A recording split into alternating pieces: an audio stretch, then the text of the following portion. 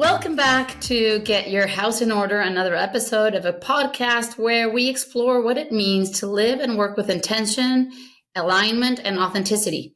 Today, I'm joined with someone who is an incredible human being, a model, a role model.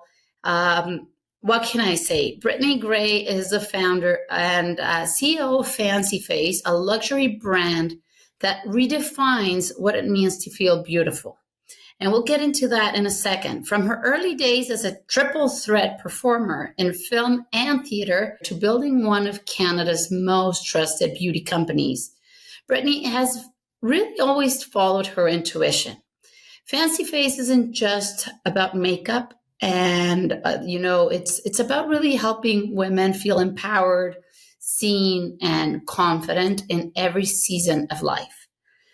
Whether you're a busy mom, you're a bride to be, someone makeup curious, someone trying to show up more fully in your own life, this conversation is for you. Brittany, welcome to the show.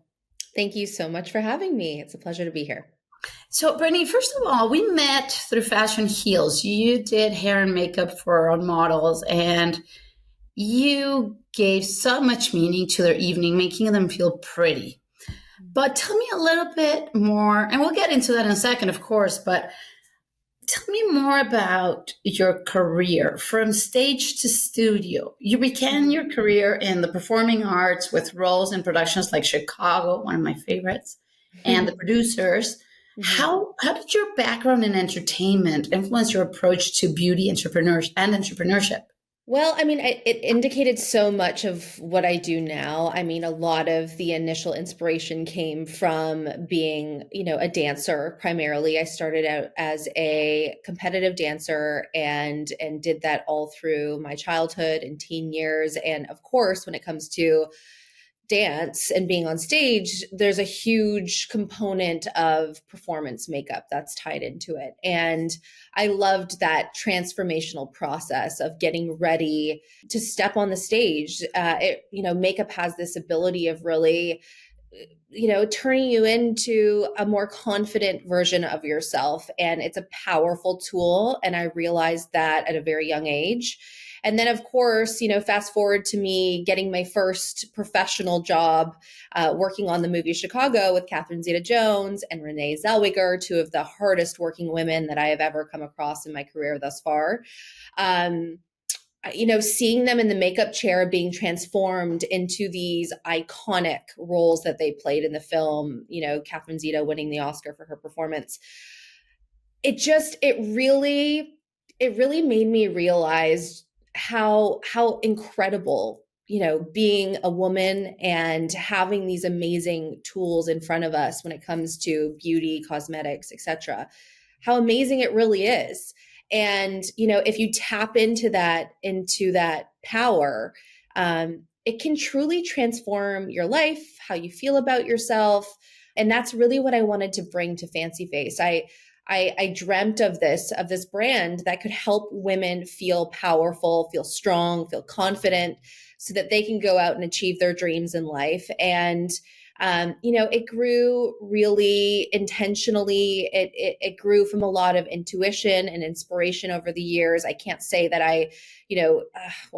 maybe I did sort of dream up where the business is now, but it felt like a very slow process. I mean, Fancy Face is now almost 20 years old this coming January in 2026. It's been a slow growth, but a very inspired growth. And that's just sort of like the tip of the iceberg.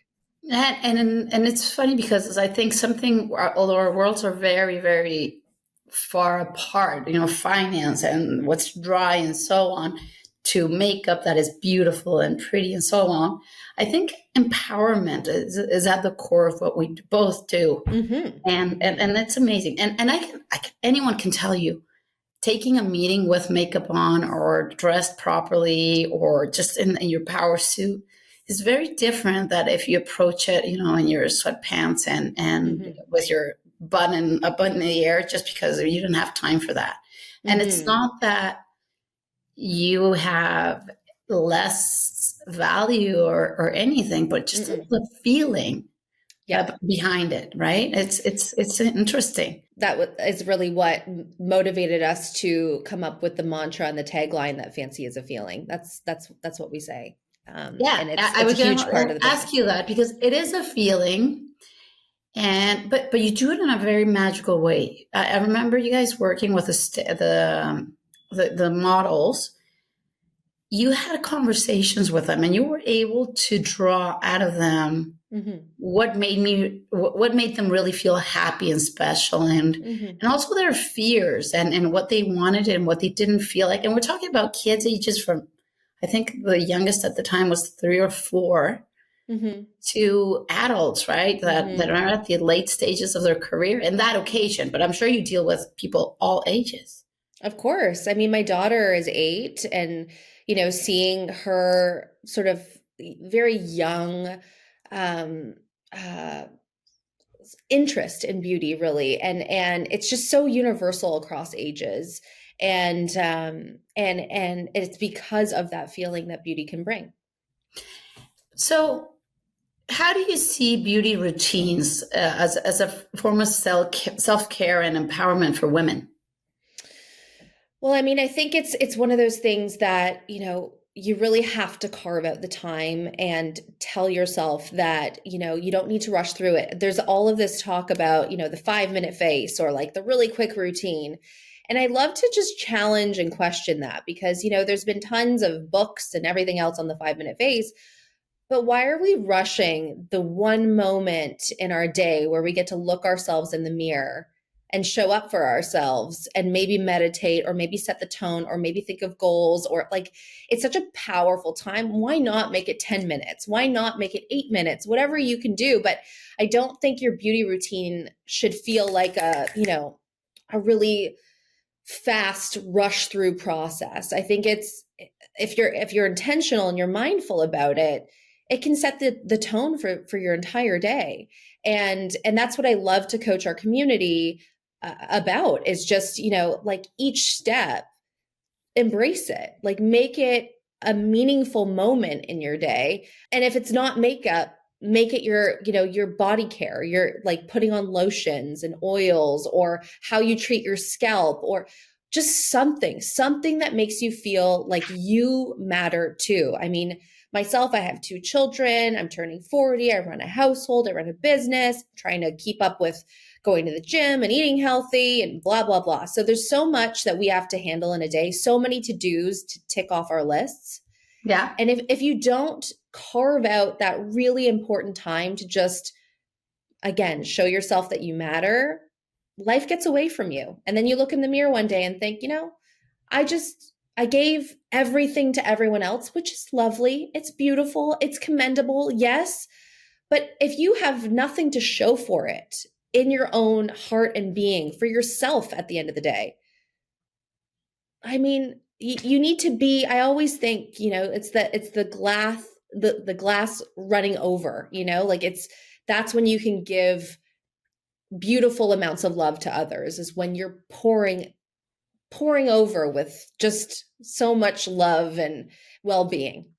You know what? You're guilty as charged. I've yet to see a quick makeup job turn out right. Like the when you rush it, Yeah. you end up wiping. Well, you should end up wiping your face and kind of like be kind to yourself and start all over again. And it's so true. Like we rush and we look after everyone else but ourselves. Mm-hmm. Yeah, it's what we've been taught. We've been taught that that's what a woman does. She does all of that, and she doesn't bat an eye, and she doesn't need any time for herself because everyone else matters and she doesn't. And I just don't love that narrative, and I don't want to carry that through. And I also don't want my daughter to see that that's how a woman should live. I think it's really important to show her, that I take time for the gym, and I take time to take my vitamins in the morning, and I take time to make a healthy breakfast, and I take time to get my nails done, or just do things that make me feel happy. And she will in turn feel liberated to do the same. And also your boys, I mean, in cases where there are boys, boys are watching, right? And they Of also, course. and it's not that they don't want to do it, but they'll learn how to give some space for mom and sister and girlfriend and eventually wife to. And themselves too. Like they'll learn it for themselves as well. Yeah, no, it's interesting because we do the same, right? We're talking about you owe it to yourself. It doesn't matter how affluent you are. There's a level of financial planning that you need that you owe to yourself to make sure that your legacy doesn't become a mess. And when we were looking at the questions and the conversations that we would have today, is that okay? How do you connect the makeup and the beauty world with financial dry, like originally is dry and tax planning and intergenerational planning and legacies. And it's really going back to the emotion and the empowerment and owing it to yourself, your space, and your making your own informed decisions. So it's really incredible. Mm-hmm. But so there's the beauty and there's the magic of makeup, and that's all you do. But it's a business too, and it's a serious business, and it's a successful business. So how did you navigate the hurdles? Like, what are some significant challenges that you bumped into when you were building, and you continue, like we all continue to build our businesses as time goes by? What were your challenges and how did you overcome them? Mm-hmm. Yeah. So one of the things that I really am grateful to my parents for is that they taught me at a very young age to be self-sufficient. And that, there were no handouts in life, and that you need to be able to figure out a way to make things work. And what I was, grateful that I was able to do is I utilized the revenue that I made from my performing arts career to put that into starting my business. So that was a great sort of starting point for me. At the time that I founded Fancy Face, I was actually in a Mervis show performing 8 shows a week. Wow. And, as a theater performer, you're not making a lot of money, that's for sure. You're working incredibly hard. You're not necessarily always compensated as well as, I'm sure some people would love in theater. But for me, it was great. I was still living at home, and I was able to take what I was making and pour it into Fancy Face, into growing and building my team, into making logos and websites and marketing and wedding shows and whatever I was doing at the time. And I would say in terms of the biggest hurdle is, leading a team and figuring out how to be a great leader. How to hire well has been something that has been a challenge. You get it right 50% of the time, even still. I would say, my company is woman-owned, self-funded. There's no sort of VCs in the back end of my business. I think for some founders, they want investment right away. For me, I love to grow things organically, and I want to know what it takes. I want to feel the work that's required to build something brick by brick.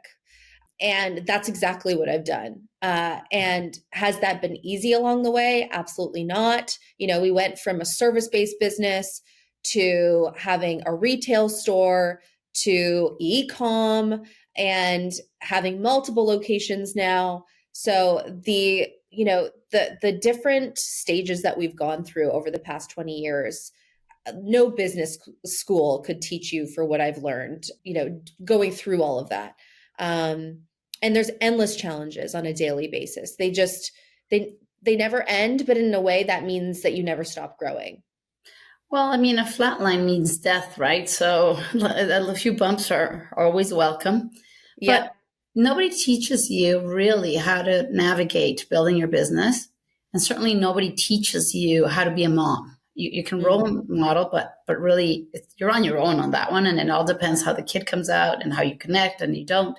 So how do you balance as your two biggest roles, the one as a business owner and actually going back into acting as now too, because you don't have enough, and being a mother?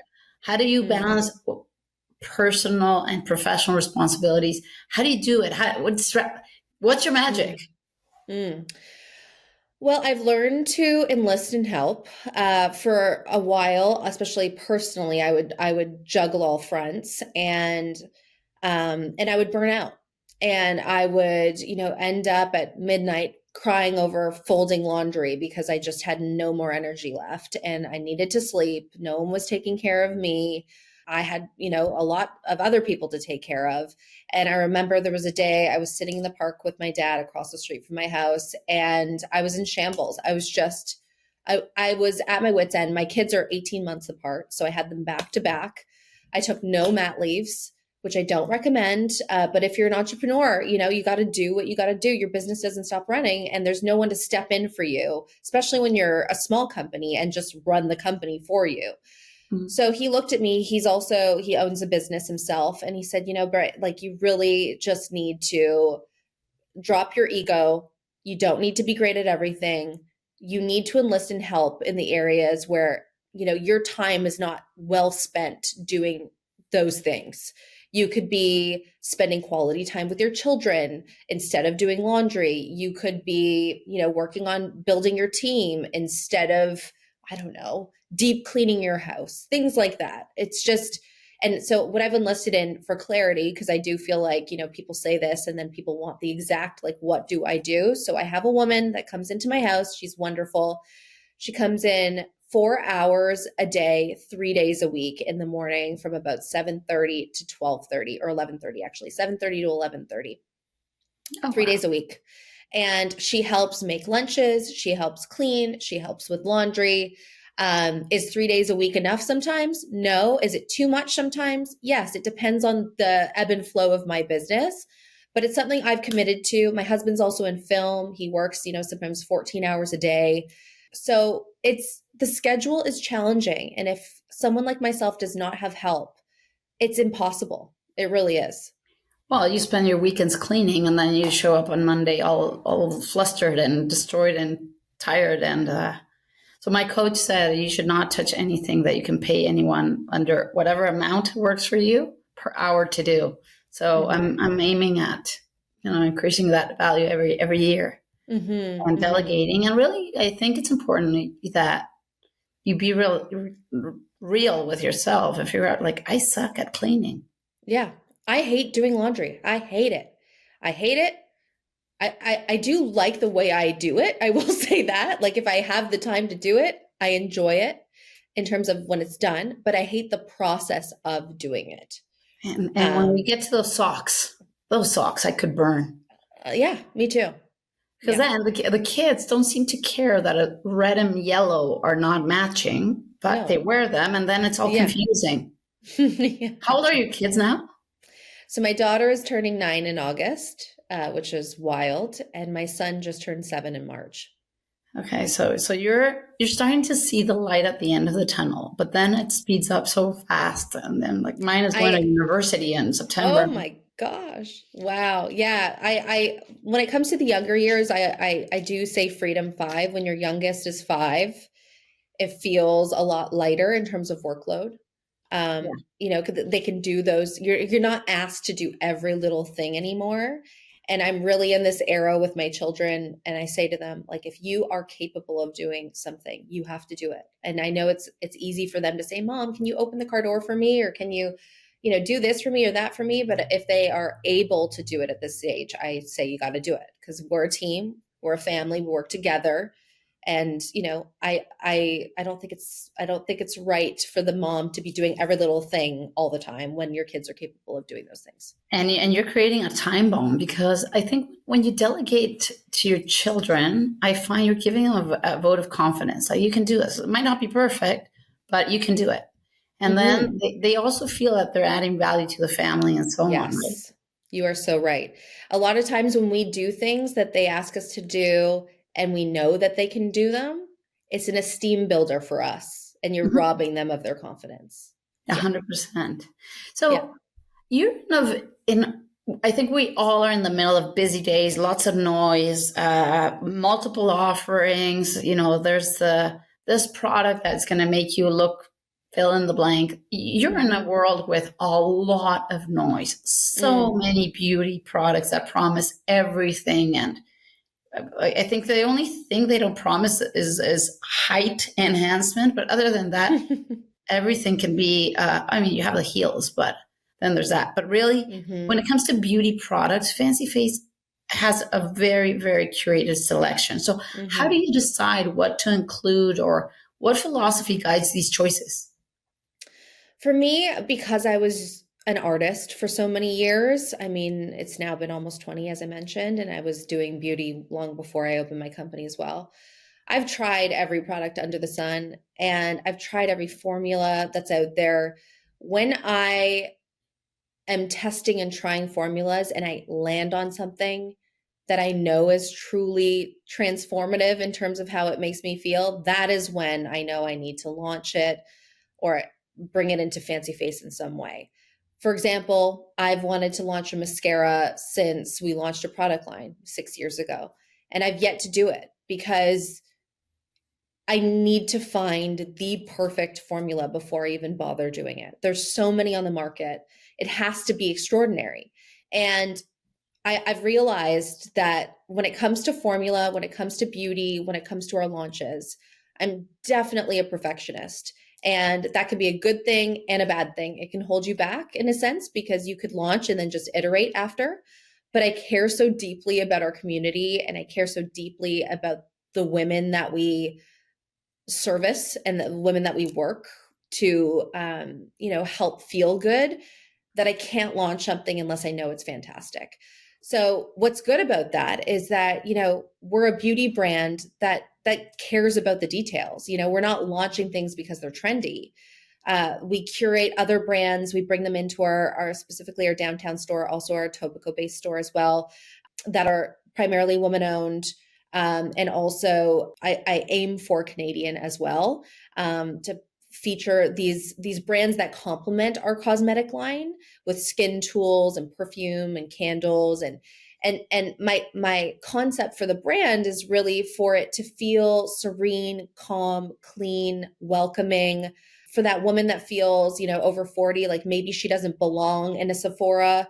We're like the anti Sephora. You come in and it is a place that feels not like your life feels. Your life can feel chaotic. Fancy Face is the complete opposite of that. It is serene. And that is always the goal that I'm going for with the store. I want it to feel like you've walked into a dreamland of beauty.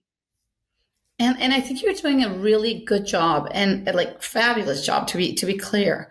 You've cultivated a really strong community. And I think that's what every business owner aspires to. You're building your tribe, building your people. Mm-hmm. But you're incredibly authentic, incredibly feminine. How do you foster these connections with your clients and audience? What's your secret? I think you need to educate. I think you need to show up authentically as much as you can. I think you need to provide inspiration. I think there's a lot of beauty brands that have products that are nice, but there's no one that you can connect to attached to that brand. And that's where so many brands are failing right now, is they don't understand that people are tired of the major conglomerate brands or the influencer led brands. It's like they want authenticity. They want someone that it makes sense that they have that company. They're there to serve and help in an arena that they know a lot about. So what I would say to fellow founders is find something that you deeply love and that you know a lot about, so you can speak on it confidently and you can provide knowledge and you can coach and train. And if a product offering comes from that, great. But it should come out of this like white space or this need or this, feeling that the consumer doesn't yet have what you're selling. And you don't know where life will take you, even as a business owner, doing that, right? Yeah. Funny twist and turn. So you're all about centering and self awareness and real discipline with yourself. So self care practices. You talk about the importance of self care a lot. What are some personal practices you incorporate into your routine? I want to learn. Yeah. Well, I want to preface this with the fact that, I was really off track about 3 years ago. As you know, I grew up a professional dancer. Professional dancers are very in their body. They're very, they train heavily, very, very body aware, I would say. And I had my 2 children. I was doing everything wrong. I wasn't asking for help. There was no additional time for me. I thought you had to work harder on your business than you did on yourself. Then I heard this quote that said you should be working harder on yourself than you do on your business, and it should be fitness before business. And when I heard those 2 quotes, I sat back and thought, that is not me. I am definitely a workaholic. I work way too much. I carve out no time for myself. And it's got to stop. And then I committed in that moment to not putting myself at the bottom of the list. I was going to move up to the top. And for so many reasons, not just me, but for my kids, to show others, my team, my kids, my family, what it means to take care of yourself. Because ultimately, for me, owning a beauty brand, like, I don't feel good just selling you a lipstick. I feel good when I make a difference in your life because of what you see me do. Like, if I shine bright, and it gives others permission to do the same, right? So that was really that transformation for me in my mind of like needing to lead by example. So with that, I committed to working out 4 to 5 days a week. I lift weights. I'm turning 40 this year. Perimenopause is going to, start at some point in the near future. And I really wanted to build muscle. And so I went at it from less of a how my body looks perspective and more of a, I really need to do this for my mental health and my physical health. And that's why I didn't quit, because I'm going to be honest with you, the physical transformation did not happen for 2.5 years. It was me showing up at the gym every day for 2.5 years, 4 to 5 days a week. And if I was doing it for the physical transformation, I would have never stuck with it. So it was for my mental state and for my health. And I'm grateful for that. I'm grateful that I hit that really low point, because I think you need to get so uncomfortable with where you're at to make change. Because if you're not dramatically uncomfortable, nothing's going to shift. And so I look back on that feeling that I had, and I'm grateful for it, because it catapulted me to this better place. And I think you hit it in the head. It's being real and realistic and accepting of the fact that it didn't take you 2 minutes to get to where you are. It's not going to fix itself in 2 minutes, or whatever the situation is. Back to don't rush it, do it right, not fast. Mm-hmm. And so, do you think did it have anything to do with COVID, or was it just the time in your life, or the age of your kids, or the stage of your business? Yeah, the pandemic was a huge part of my just like not feeling good about myself, because after I had my kids, it was pre-pandemic and everything was fine. And then the pandemic went by and then it wasn't fine. So it was certainly the sitting around the house, the not going out enough, not moving the body, all of those things. And yeah, and so I really do attribute it to that. And I think that just, after that, I needed to make the shift and the change. And also I had opened a store, and then I had to open a second store, and my business had exponentially changed. And for anyone that has multiple locations, I have a team of what ranges between 20 to 30 women. There's a lot of moving parts in my business. If I don't move my body, there's no other way that I can get that stress of carrying that all out. Yeah. There's other ways, but they're not healthy. Yeah, no, I look back, and there are some moments that are like, I wasn't at my best. Mm-hmm. But that's in the past. But you have to also forgive yourself, right? You're not going to whip yourself and say, oh, why did I do that? No, you just move, you focus forward. You make change from today. COVID made me do it. I wasn't there. Exactly. So what advice do you have? And I know that every situation is different, and people need to really spend time with themselves and figure out what works for them. But what advice would you offer to individuals looking to start their own business? Actually, especially in the beauty industry where it's so saturated. I think, to be honest with you, your first hire should really be someone financial, like someone, a CFO, a great bookkeeper. If numbers aren't your thing, you need to have someone really watching the numbers. That is the most important thing. because your growth depends on that. You need to be making smart decisions.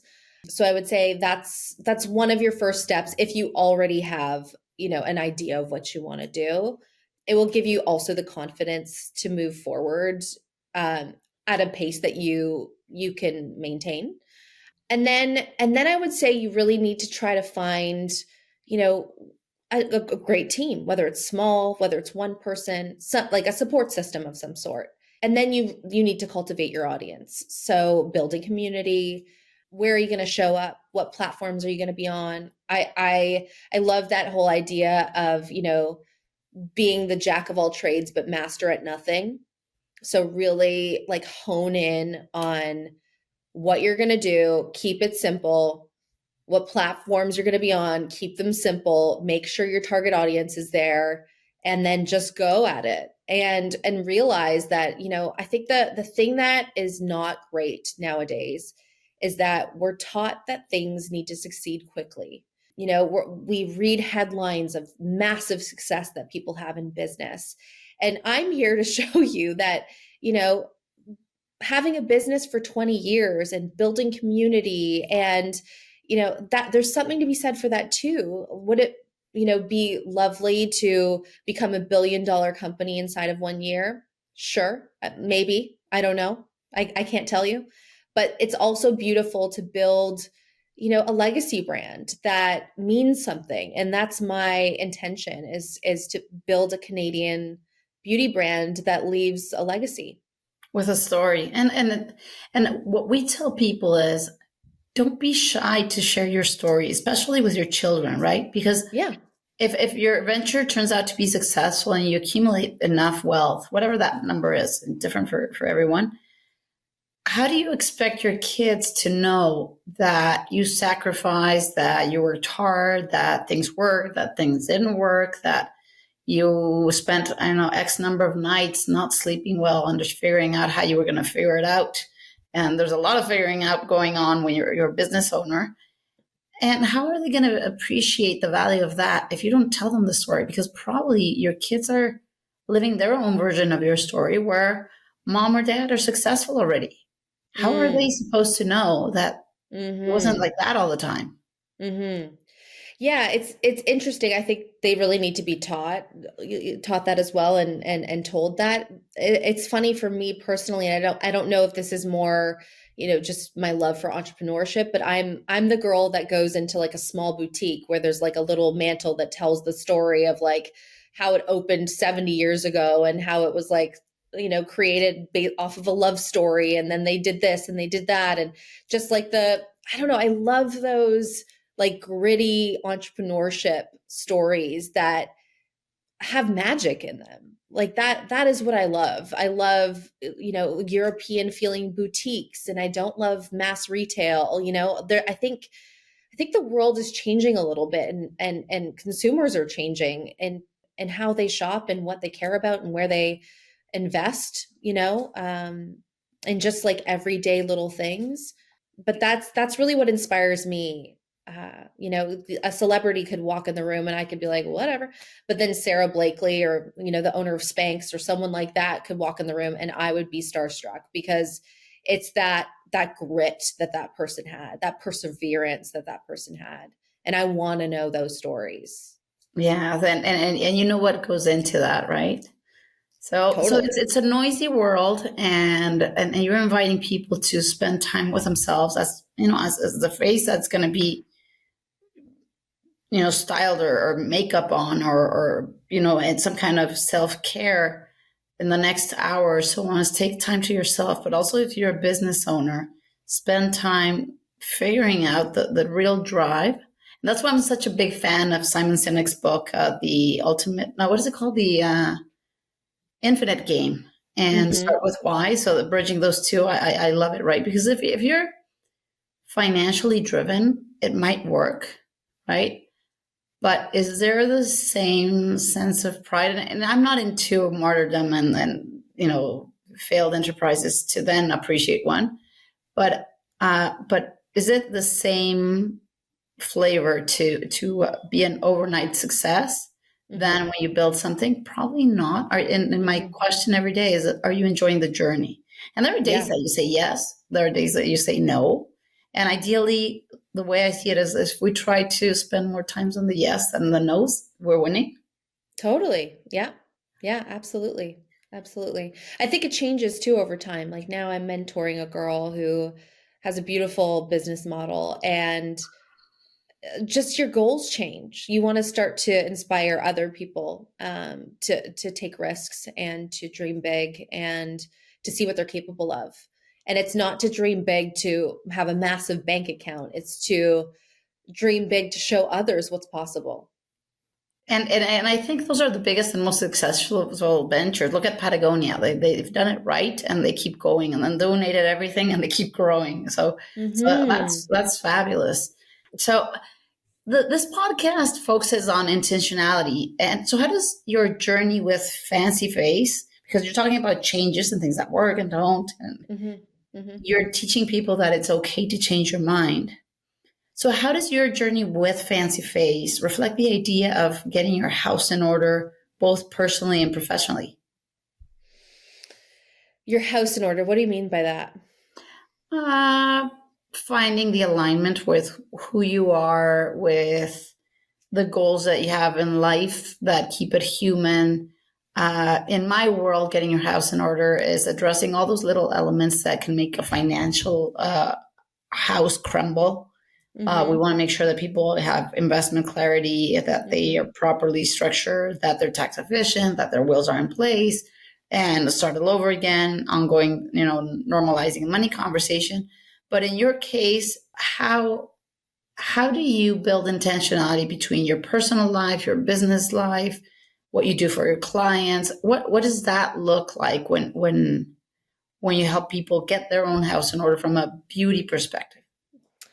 Well, it's interesting. We've had a lot of different types of women walk through our doors, from, young women like embarking on getting married for the first time, to those exact same women getting married for the second time because we've been around for 20 years, to women that have just gone through divorce or just went through, intense chemo treatments. And so what's nice about Fancy Face is these people walk through the door, and sometimes they're on this like precipice of change. They've gone through something hard, or they're about to go through something hard, whether it's a good hard, a bad hard, and they've decided that they want to show up for themselves. And so, you know, getting your house in order, I think it's more from a beauty perspective of just being honest with yourself when it comes to, when do you actually feel your best? If you feel your best waking up, having a shower, brushing your hair, and leaving the house and going out into the world, that's great if you're being honest with yourself.